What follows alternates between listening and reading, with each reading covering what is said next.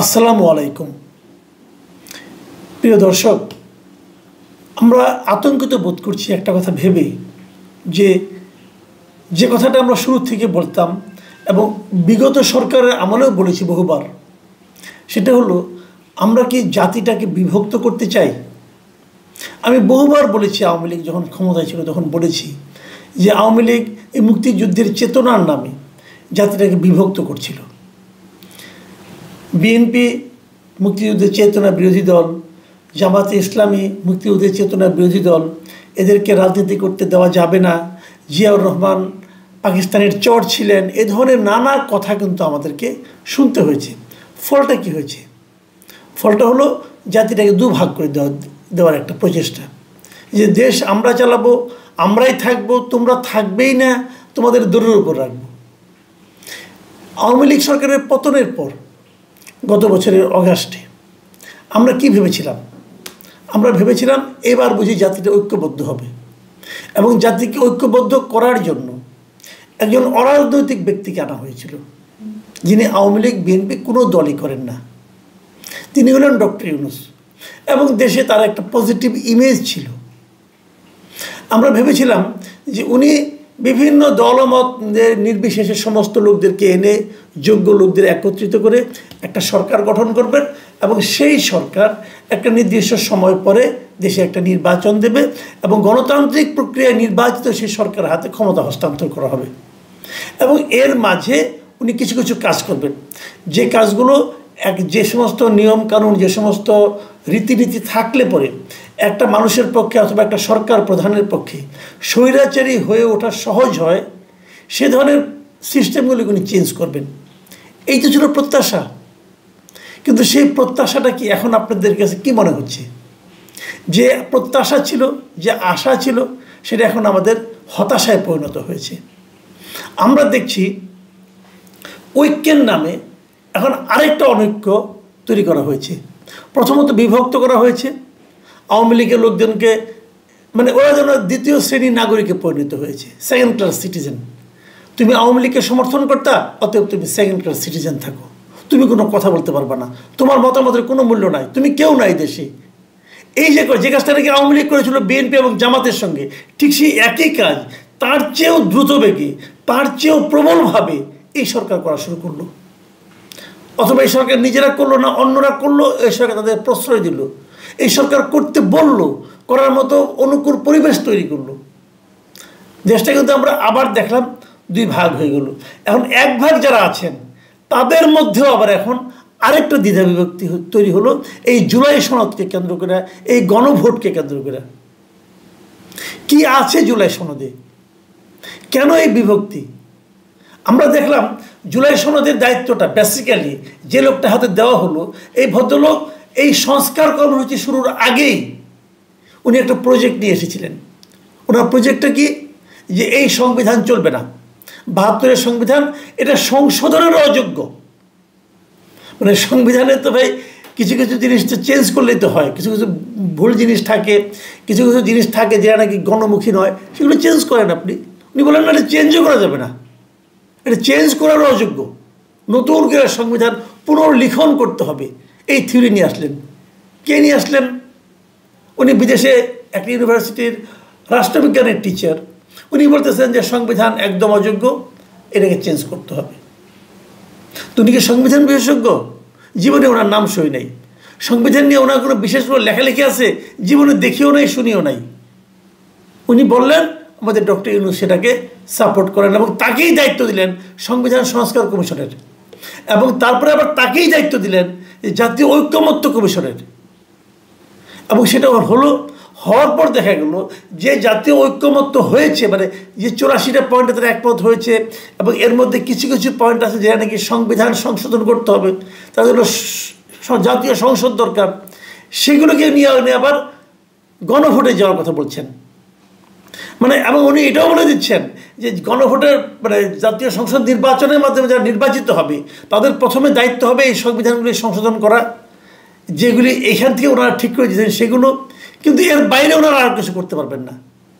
মানে ওনারা যদি নিজেরা এই 300 এমপি যদি নিজেরা কিছু মনে করেন যে এই বিষয়গুলো সংশোধনে আনা উচিত, আসা উচিত, সেটা ওনারা পারবেন না। এই আলী রিয়াজ সাহেবের মানে ফর্মুলা এর বাইরে কেউ যাইতে পারবে না, এটাই মানতে হবে, এটাই করতে হবে। তাই মামার বাড়ি আবদার নাকি? এই মামা বাড়ি আবদার নিয়ে উনি একটা প্রজেক্ট নিয়ে আসছেন, পুরো একটা আওলা বাজিয়ে দিয়েছেন উনি।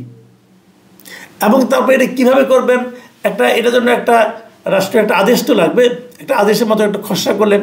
সেই খসড়া নিয়ে বিএনপি সরাসরি বলে ফেললো এই জাতীয় ঐক্যমত্য কমিশন ঐক্যমত্যের নামে আসলে জাতির মধ্যে একটা অনৈক্য তৈরি করতেছে। মানে যে জিনিসটা তাদের সঙ্গে আগে বলেছিল, যে সনদে তারা স্বাক্ষর করেছিল, তার সঙ্গে মিল নেই এমন জিনিসপত্র নিয়ে এটা বানিয়েছেন। ওখানে যেমন নোট অফ ডিসেন্ট ছিল, কতগুলি বিষয়ের সঙ্গে বিএনপির আপত্তি ছিল, ওই আপত্তিগুলো ওভাবে রাখার কথা ছিল, যে ওগুলো ওভাবেই থাকবে, পরে জাতীয় সংসদে যে এগুলো আলোচনা হবে, কিন্তু ওগুলো উনি একদম উঠিয়ে দিয়েছেন, আপত্তি নাই এখন আর। উদাহরণ দিয়ে বলি, যেমন একটা উচ্চ কক্ষ করার কথা ছিল, উচ্চ কক্ষে কীভাবে নির্বাচিত হবে, বিএনপি উচ্চ কক্ষের ব্যাপারে একমত, কিন্তু বিএনপি বলেছে উচ্চ কক্ষ হবে নিম্ন কক্ষের যে অনুপাতে এমপি হবে সেই অনুপাতে উচ্চ কক্ষে 100 আসন পূরণ করা হবে। অন্য অন্য দল বলেছে না, এটা বিভিন্ন রাজনৈতিক দলের সারা দেশে প্রাপ্ত ভোটের আনুপাতিক এখানে নির্বাচিত হবে। ভালো মন্দ নিয়ে আমি আলোচনা করছি না, কিন্তু বিএনপি আপত্তি করেছিল, তো সেই জিনিসটা তো লিখে থাকতে হবে যে বিএনপি আপত্তি করেছিল এই জায়গাটাতে। তাও যদি না লিখে আপনি দেন, তাহলে জনগণ তো কী বুঝবে? হা বুঝবে না না বুঝবে? যদি হা দেয় তাহলে কিন্তু বিএনপির আপত্তি আর থাকলো না, না বুঝি হা দিল জনগণ।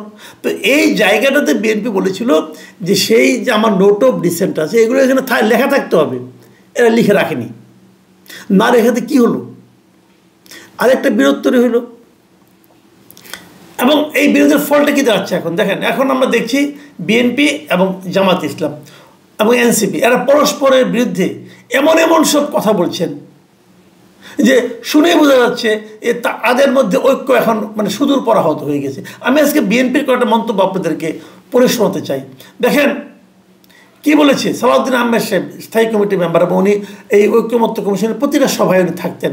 উনি মানে জাস্ট বলেছেন যে আজকে বলেছেন নারায়ণগঞ্জে একটা অনুষ্ঠানে যে বলছেন যে নির্বাচনের আগে একটি দল জাতিকে বিভক্ত করতে চায়, মানে উনি সরাসরি জামাতকে বলেছেন।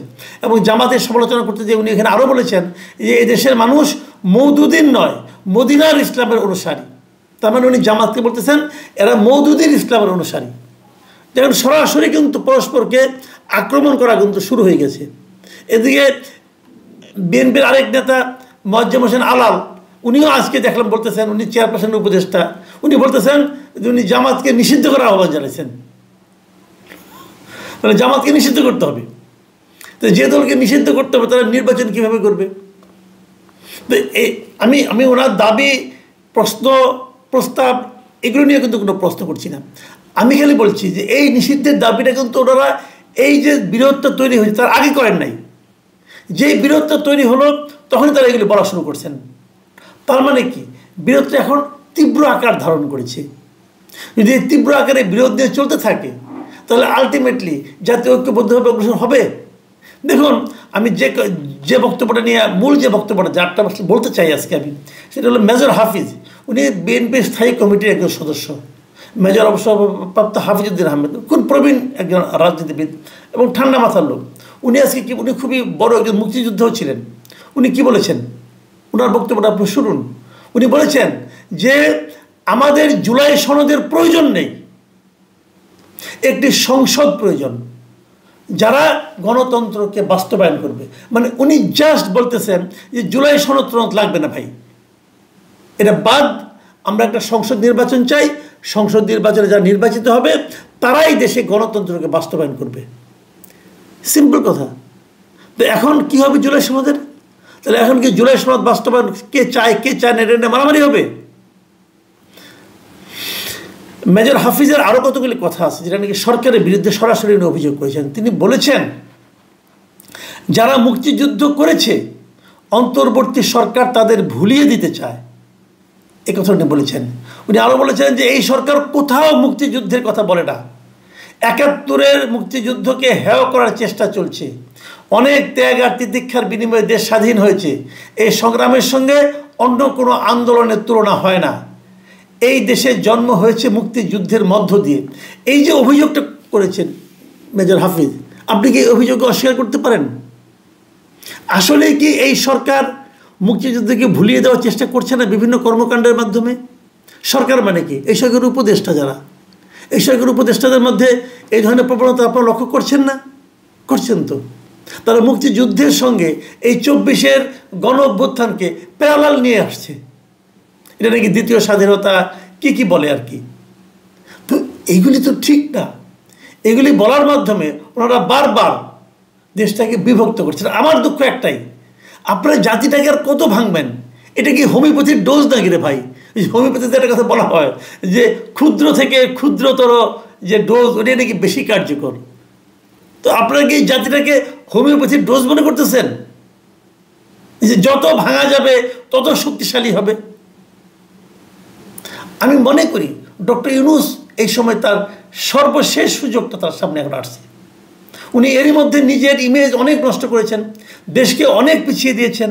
আমি মনে করি এখন ওনার সর্বশেষ সুযোগটা ওনার কাছে আসছে যে উনি দেশটাকে আবার ঐক্যের দিকে নিতে পারেন।